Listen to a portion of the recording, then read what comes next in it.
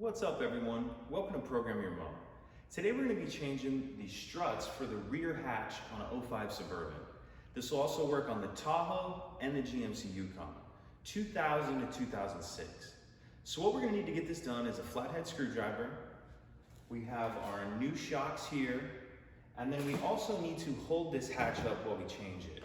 If you have two people, that's probably the best and easiest way. One person can simply just hold it up while you do it.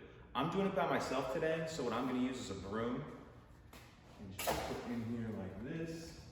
You definitely want to make sure you have someone or something holding this up, because when you disconnect the struts, the hatch is pretty heavy and it'll come down. So once we're set up like this, let's go ahead and get into it. So the first thing we need to do is undo the clips that are holding the strut on. There's two of them, one on top and bottom. So this first one, pry it like that. And then we'll go over here to the top one and do the same thing.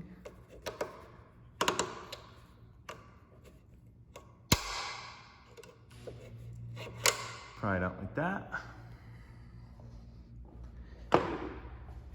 And then once we're to that point, we can go ahead and pull it off and it'll just come off of there like that. You didn't really see the top, but it just pulled off the same. Okay, so now we're ready to put the new struts on. And these will just pop on. I find it easier to do the bottom first. You can just kind of hit it on. You'll hear it clip on. And then do the top. And you may have to manipulate the hatch a little bit to make it line up.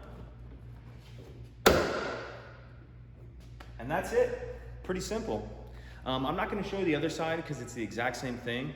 But if you do have any questions, let me know. If you could take a second to like the video and subscribe, it helps us out and I'd appreciate it. Thank you.